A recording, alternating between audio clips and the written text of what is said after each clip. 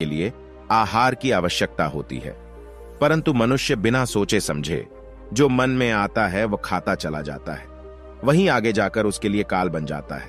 तो आज मैं आपको बताऊंगा कि भोजन करने का सही तरीका कौन सा है, भोजन करने की सही दिशा कौन सी है, हमें भोजन कब करना चाहिए तथा भोजन शुरू करने से पहले क्या बोलना चाहिए, और वह कौन से 3 प्रकार के भोजन हैं जिन्हें करने मात्र से ही मनुष्य की कम आयु में मृत्यु हो जाती है। इस प्रश्न का बखान मैं आपको एक कथा के माध्यम से देता हूं। प्रिय दर्शकों, एक बार की बात है, नीलकंठ की पत्नी भोजन के लिए धरती में घूम रही थी। उसने देखा कि धरती में काफी कम उम्र के लोगों की मृत्यु हो रही है और काफी लोग वृद्धावस्था में थे। तब नीलकंठ की पत्नी ने सोचा कि इतनी कम उम्र में इन मनुष्यों की मृत्यु कैसे हो सकती है, जबकि कलयुग के प्रत्येक मनुष्य को 100 वर्ष की आयु निश्चित की गई है। यहां 15 से 20 वर्ष की आयु में ही सभी की मृत्यु हो जा रही है। तब नीलकंठ की पत्नी के मन में एक प्रश्न उठता है और वह सीधे अपने पति नीलकंठ के पास जाती है। तब नीलकंठ ने अपनी पत्नी से कहा, हे प्रिय, आज तुम भोजन से इतनी जल्दी कैसे आ गई? तब नीलकंठ की पत्नी कहती है, मेरे मन में एक प्रश्न तांडव कर रहा है।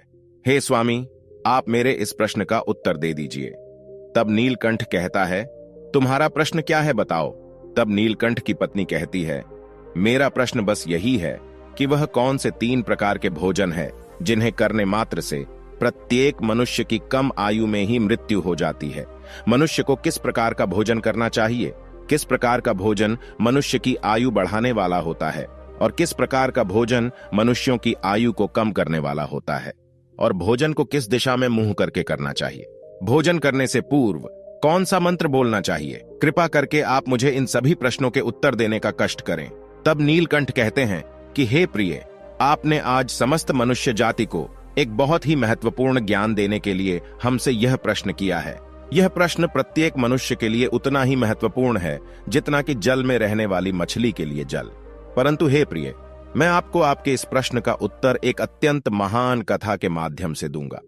अब नीलकंठ की पत्नी कहती हैं, हे स्वामी, आप उस कथा को कहिए, मैं आपके द्वारा कही गई कथा को पूरा अंत तक अवश्य सुनूंगी। अब नीलकंठ कहता है कि मनुष्य जिस प्रकार का भोजन करता है उसी के अनुसार उसका भाग्य और उसका अगला जन्म निर्धारित होता है। चलो मैं आपको इस कथा के माध्यम से बताता हूं। यह कथा त्रेता युग में महर्षि विश्वामित्र ने भगवान श्री राम को सुनाई थी, इसीलिए इस कथा का महत्व बहुत अधिक है। इस प्राचीन कथा के माध्यम से आपको आपके सभी प्रश्नों के उत्तर मिल जाएंगे।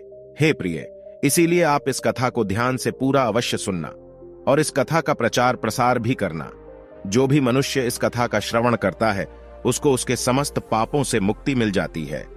अब नीलकंठ कथा को सुनाना प्रारंभ करता है और कहता है कि हे प्रिय, यह बात त्रेता युग की है। विदुपुर के समीप एक बहुत बड़ा जंगल था। उस जंगल का आकार लगभग 100 योजन तक था, परंतु उस जंगल में न कोई भी पशु और न ही कोई पक्षी रहते थे। उस जंगल में केवल वृक्ष और पेड़ पौधों की ही भरमार थी। वह जंगल इतना घना था कि जिसमें मनुष्य तो दूर की बात है, उस जंगल की तरफ कोई पशु भी नहीं जाता था। परंतु उस जंगल के मध्य भाग में लगभग 4 कोस लंबी एक झील थी और उसी झील में हंस, बतख तथा अन्य पशु पक्षी रहा करते थे। एक बार मुनि विश्वामित्र उस झील के पास से गुजर रहे थे, तब उनको बहुत ही सुंदर और विचित्र दृश्य दिखाई दिया, क्योंकि उस जंगल में ना कोई आता था और ना ही कोई जाता था, परंतु उसी झील के समीप एक बहुत बड़ा आश्रम था जो देखने में बहुत पुराना हो गया था, लेकिन फिर भी उसकी सुंदरता मन को मोह लेने वाली थी। वह आश्रम अत्यंत सुंदर और पवित्र दिखाई पड़ रहा था। उस आश्रम में न कोई साधु संत तपस्या करते थे और न ही उस आश्रम में शिष्यों को पाठ का ज्ञान दिया जाता था। वह आश्रम पूरी तरह से खाली था। अब विश्वामित्र मुनि ने सोचा कि यहाँ कोई संत महात्मा भी नहीं है, चलो आज हम यहाँ पर विश्राम कर लेते हैं। विश्वामित्र मुनि एक रात के लिए उस आश्रम में ठहर गए और सुबह उठकर वे जब उस झील के पास गए तो उन्होंने रास्ते में एक मुर्दे को देखा। अब विश्वामित्र मुनि सोच में पड़ गए कि इस जंगल में कोई आता जाता नहीं है, तो यह लाश कहां से आई। वह लाश जो पड़ी हुई थी वह शरीर से अत्यंत बलवान और हष्ट-पुष्ट जान पड़ती थी, जिसे देखकर ऐसा प्रतीत होता था कि मानो वह किसी तरुण पुरुष की लाश हो। उस लाश को देखकर विश्वामित्र मुनि अपने अंतर्मन से कहने लगे कि यह पुरुष कौन है और इसकी मृत्यु कैसे हो गई तथा यह पुरुष इस जंगल में आखिर कैसे आया होगा। अब उसे मरे हुए आदमी के बारे में जानने के लिए विश्वामित्र मुनि चिंतित हो गए। अब नीलकंठ कहता है, हे प्रिय। तभी अचानक आकाश में उन्हें एक दिव्य विमान दिखाई पड़ा और वह दिव्य विमान उस झील के समीप आकर रुक गया और उस विमान से एक दिव्य पुरुष उतरा और वह पुरुष उस दिव्य विमान से उतरने के बाद उस झील में स्नान करने के लिए चला गया। अब झील में नहाने के बाद वह बाहर आया और उस मरे हुए पुरुष का मांस खाने लगा। उसने भरपेट उस मोटे ताजे मुर्दे का मांस खाया और फिर वह फिर से अपने दिव्य विमान की ओर जाने लगा। वह दिव्य विमान ऐसा जान पड़ता था कि मानो वह स्वर्ग का विमान हो। अब वह दिव्य पुरुष उसी विमान में बैठकर स्वर्ग की ओर जाने लगा। मुनि विश्वामित्र यह सब कुछ खड़े खड़े देख रहे थे। जब विश्वामित्र मुनि ने देखा कि वह पुरुष अब उस दिव्य विमान में बैठकर फिर से स्वर्ग लोक को प्रस्थान करने वाला है, तभी उन्होंने उस पुरुष को आवाज लगाई और कहा कि हे दिव्य पुरुष, तुम कौन हो? तुम तो देवताओं के समान दिखाई पड़ते हो, किंतु तुम्हारा भोजन बहुत ही घृणित है। तुम मुर्दे का मांस क्यों खा रहे हो? ऐसा भोजन भला कोई देवता कैसे कर सकता है? तुम्हारा भोजन तो गंधर्व जैसा है। भला एक स्वर्ग से आया हुआ पुरुष ऐसा भोजन कैसे कर सकता है? ऐसा भोजन तो स्वयं यमराज भी नहीं ग्रहण करते। अब उस दिव्य पुरुष ने विश्वामित्र मुनि की तरफ देखा और उन्हें हाथ जोड़कर प्रणाम किया और कहने लगा, हे विप्र, आपको प्रणाम है। मेरा भोजन पहले ऐसा नहीं था। मैं भी एक आम इंसान था, परंतु मेरी कुछ गलतियों की वजह से ही आज मेरा भोजन ऐसा हो गया है। हे विप्र, मैं आपको बताता हूं कि मैंने अपनी जिंदगी में कौन कौन सी गलती की, जिसकी वजह से आज मुझे यह घृणित भोजन करना पड़ रहा है। हे महर्षि, मैं आपको मेरी कहानी सुनाता हूं। पूर्व काल की बात है। विदर्भ देश में मेरा एक राज्य था, जिसमें मेरे महान यशस्वी पिता विक्रमसेन राज्य करते थे। इनका नाम तीनों लोकों में प्रसिद्ध था। मेरे पिताजी परम धार्मिक व्यक्ति थे। मेरे पिताजी ने 2 विवाह किए थे, जिससे उनकी 2 पत्नियां थीं। उन दोनों पत्नियों से उन्हें एक एक करके 2 पुत्र हुए। मैं और मेरा भाई महायशस्वी, परम प्रतापी, धीरवीर पुरुष थे। मैं अपने पिता का सबसे बड़ा पुत्र था। मेरी परम यशस्वी पिता ने मेरा नाम देवेंद्र रखा था तथा मेरे छोटे भाई का नाम विजयराज रखा था। हम दोनों भाई अपने नाम और काम दोनों से बहुत अधिक प्रसिद्ध थे। हमारी जिंदगी बहुत सुख से बीत रही थी। फिर एक दिन अचानक मेरे पिताजी का देहांत हो गया और पिताजी की मृत्यु के बाद मुझे विदर्भ देश का राजा बना दिया गया और मैं वहां सावधानी के साथ राज्य चलाने लगा। अब राज्य करते हुए कई हजार साल बीत गए। फिर एक दिन मुझे आध्यात्मिक शक्ति के बारे में पता चला और मैं वैरागी बन गया। और उसी दिन मैंने अपने पूरे राज्य में घोषणा करवा दी कि मैंने राजपाट का त्याग करने का निर्णय लिया है और मृत्यु पर्यंत तपस्या करने का निश्चय करके मैं जंगल में रहने के लिए चला गया। विदर्भ देश का राज्य मैंने अपने छोटे भाई विजयराज को सौंप दिया और उसे राजा बना दिया। उसके बाद फिर मैं यहां इस झील के पास आ गया और यहां पर आकर मैंने कठोर तपस्या करना आरंभ कर दिया और मैंने 88,000 वर्षों तक मैं इस झील के पानी में बैठकर तपस्या करता रहा। मेरी तपस्या को देखते हुए सभी देवतागण मुझसे प्रसन्न हुए और मेरी तपस्या के प्रभाव से मुझे ब्रह्मलोक की प्राप्ति हुई। लेकिन ब्रह्मलोक पहुंचने के बाद भी मुझे भूख और प्यास अधिक सताने लगी, क्योंकि ब्रह्मलोक में किसी को भी न तो भूख लगती है, न ही प्यास लगती है और न ही वह मनुष्य मर सकता है। वह अजर अमर अविनाशी हो जाता है। परंतु मेरी समस्त इंद्रियां भूख से तिलमिला उठती थीं।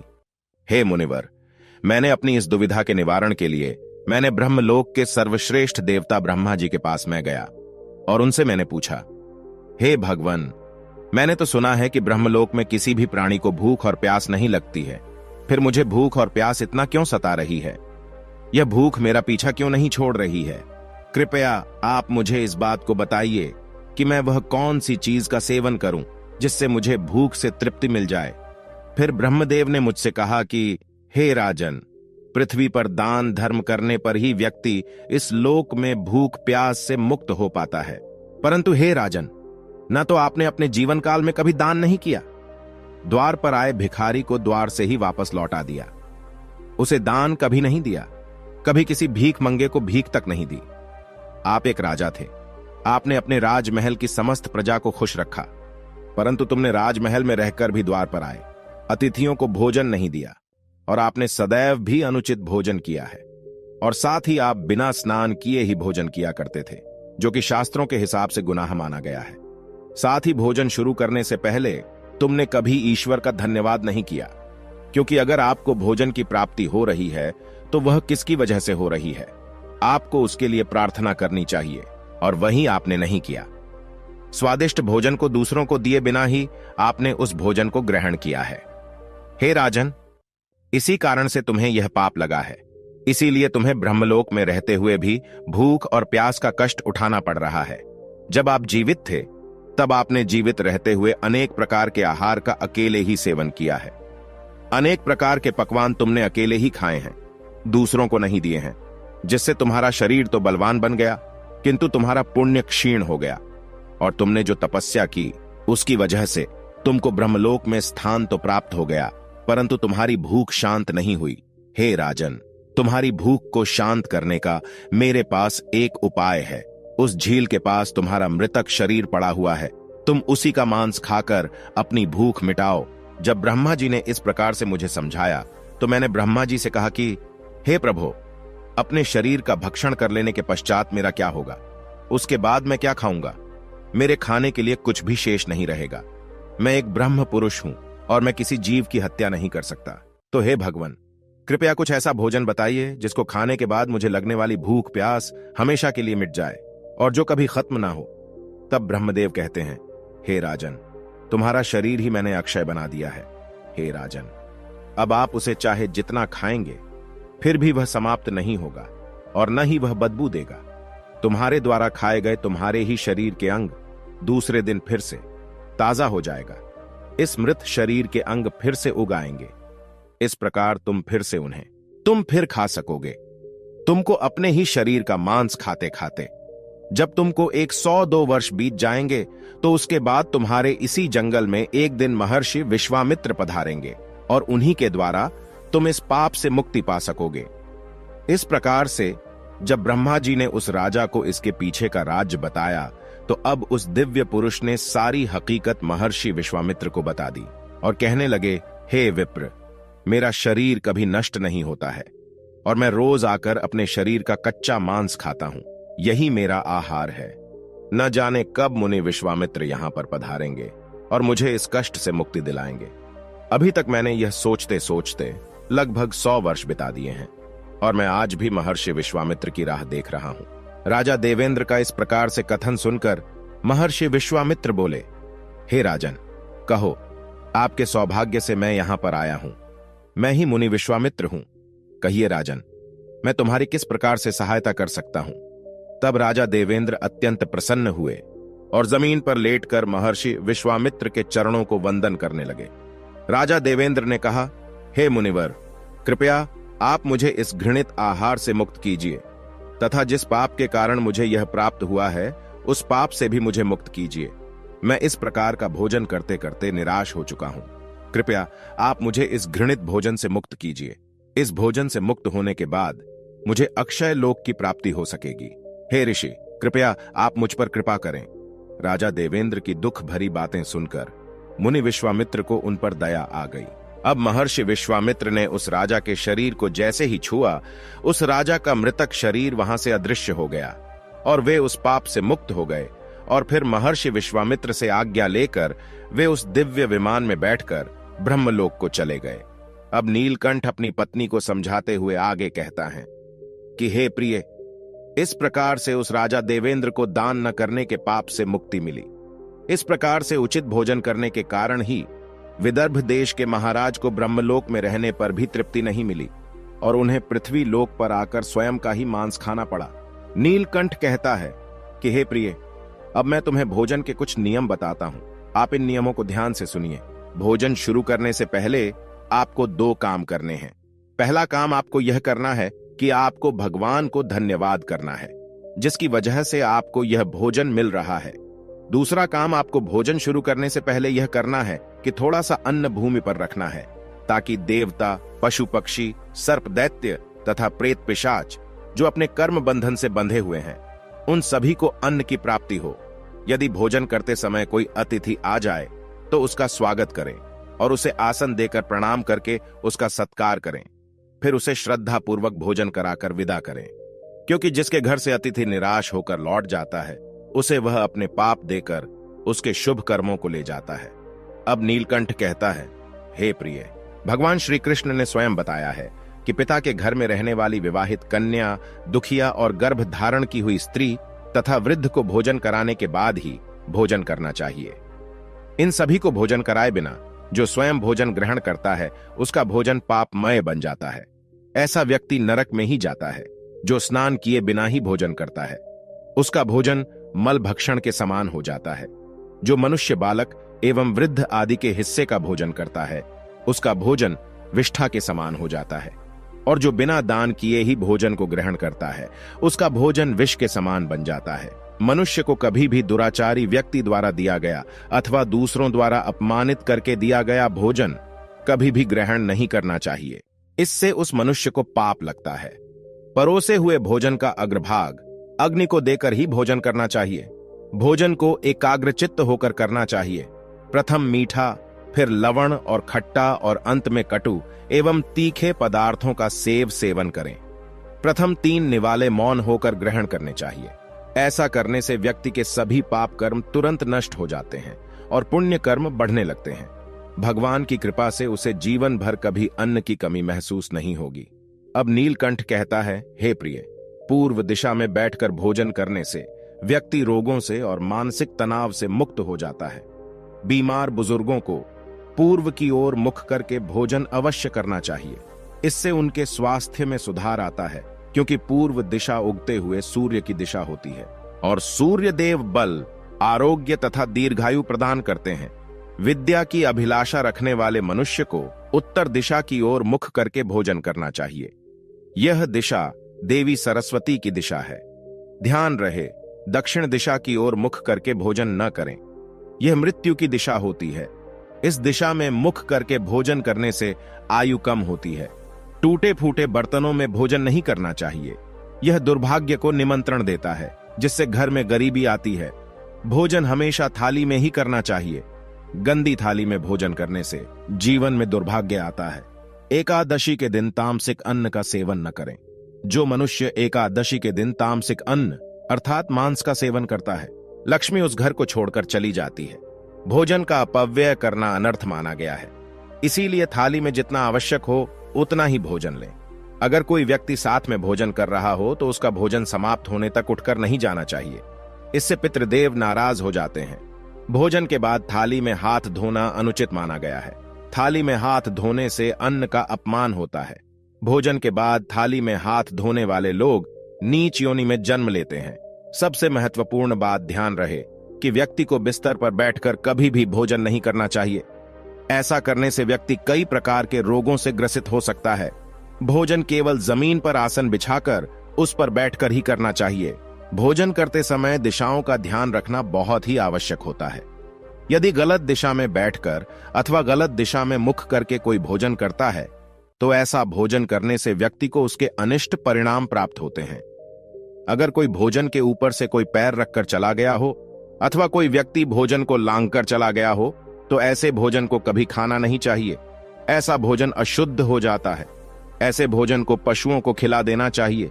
दूसरों के द्वारा लांघा गया भोजन खाने से मनुष्य की आयु कम हो जाती है और उसके शरीर में भिन्न भिन्न प्रकार के रोग उत्पन्न होते हैं। यदि भोजन में बाल निकल आता है तो ऐसा भोजन त्याज्य हो जाता है।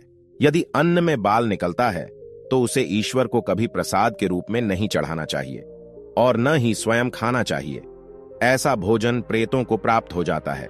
ऐसा भोजन करने से मनुष्य की कम आयु में मृत्यु हो जाती है। मनुष्य को दूसरों के लिए परोसा हुआ भोजन भी नहीं खाना चाहिए। जो मनुष्य दूसरों का भोजन छीनकर खाता है अथवा किसी को बिना दिए ही स्वयं उस अन्न का उपभोग करता है, उससे देवी अन्नपूर्णा रुष्ट हो जाती है। भोजन सभी में बांटकर खाना चाहिए। दूसरों के हिस्से का भोजन करने से मनुष्य के पुण्य कर्म नष्ट हो जाते हैं। पवित्र आसन पर बैठकर अपने पैरों को भूमि पर रखकर पूर्व की ओर मुख करके ही अन्न को ग्रहण करना ही सर्वोत्तम माना गया है। पूर्व मुख होकर भोजन करने से यश की प्राप्ति होती है और उत्तर की ओर मुख करके भोजन करने से सत्य की प्राप्ति होती है। दोनों हाथ, दोनों पैर तथा मुख को पानी से धोकर ही भोजन करना चाहिए। भोजन के पात्र को भूमि पर रखकर अन्न ग्रहण करना ही सर्वश्रेष्ठ माना गया है। शास्त्रों में इस प्रकार के भोजन को उपवास के समान बताया गया है। मनुष्य को क्रोध रहित होकर भोजन करना चाहिए। क्रोध की अवस्था में भोजन करने से भोजन का अपमान होता है और कई प्रकार की व्याधियां उत्पन्न होती हैं। यदि चित्त कहीं और हो तब भी भोजन नहीं करना चाहिए और गुस्से से भरे मन से भी भोजन करना अशुभ होता है। जो जूते पहनकर भोजन करता है, इस प्रकार के भोजन को असुरी भोजन कहा गया है। ठीक मध्य रात्रि में भोजन करना भी अशुभ माना गया है। यदि पेट खराब हो तब भी भोजन नहीं करना चाहिए। गीले वस्त्र पहन करके भी भोजन करना अशुभ होता है। दूसरों के लिए परोसा गया भोजन भी कभी नहीं करना चाहिए। सोते हुए खड़े होकर टूटे फूटे पात्र में भूमि पर रखकर अथवा हाथ पर रखकर भोजन ग्रहण करने से दरिद्रता आती है। भोजन करते समय वेदों का उच्चारण नहीं करना चाहिए। शास्त्रों के अनुसार स्त्री को पति के भोजन के बाद ही भोजन करना चाहिए। यदि पति घर से दूर हो तो पति को ध्यान करके भोजन ग्रहण करना चाहिए। इससे पति की आयु लंबी होती है और स्त्री सदा सुहागिन रहती है। पति से पहले भोजन करना शास्त्रों में अशुभ माना गया है। इससे पति की आयु कम हो जाती है। इसके साथ ही विष्णु पुराण के अनुसार पति और पत्नी को एक साथ बैठकर भोजन नहीं करना चाहिए। ऐसा करने से दोनों में क्लेश और विवाद होता है। अंधकार में अथवा आकाश के नीचे बैठकर भोजन नहीं करना चाहिए। भोजन करते समय सिर पर छत अथवा वृक्ष की छाया अवश्य होनी चाहिए। केवल एक वस्त्र पहनकर भी भोजन करना अनुचित होता है अथवा नग्न अवस्था में भोजन ग्रहण करना अशुभ होता है। इससे जीवन में दुर्भाग्य आता है। सवारी पर बैठकर अर्थात किसी वाहन में बैठकर भी भोजन ग्रहण करना अनुचित होता है। साथ ही बिस्तर पर बैठकर भोजन करने से व्यक्ति की आयु कम हो जाती है। हंसते हुए अथवा रोते हुए भोजन करना अनिष्ट का कारक होता है। इससे गले में अन्न फंसकर प्राण जाने का भी खतरा बना रहता है। अब नीलकंठ कहता है कि हे प्रिय, अब तो आपको आपके प्रश्नों का उत्तर मिल गया होगा कि वह कौन सा भोजन है जिसे मनुष्य को करना चाहिए और वह कौन सा भोजन है जिसे मनुष्य को कदापि नहीं करना चाहिए। तब नीलकंठ की पत्नी कहती है, हे स्वामी, अब मुझे मेरे प्रश्न का उत्तर मिल चुका है और मैं समझ चुका हूं कि वह कौन सा भोजन है जिसकी वजह से मनुष्य की कम आयु में मृत्यु हो जाती है। अब मैं आपके द्वारा सुनाई गई कथा को संपूर्ण धरती लोक में विख्यात करूंगी। प्रिय दर्शकों, आपको यह कथा कैसी लगी हमें कमेंट सेक्शन में अवश्य बताइएगा। और इस वीडियो में आपको यह भी जानने को मिला है कि वह कौन कौन से भोजन हैं जिन्हें करने से मनुष्य को क्या क्या तकलीफ हो सकती है। आशा करता हूं कि आपको यह वीडियो पसंद आया होगा। वीडियो पसंद आया है तो वीडियो को एक लाइक जरूर कर देना और वीडियो में एक कमेंट अवश्य कर देना और ज्यादा से ज्यादा इस वीडियो को शेयर करना ताकि सभी को ऐसी जानकारी पता चल सके। प्रिय दर्शकों, वीडियो को यहां तक देखने के लिए आपका दिल से धन्यवाद। का दिल से धन्यवाद। का दिल से धन्यवाद।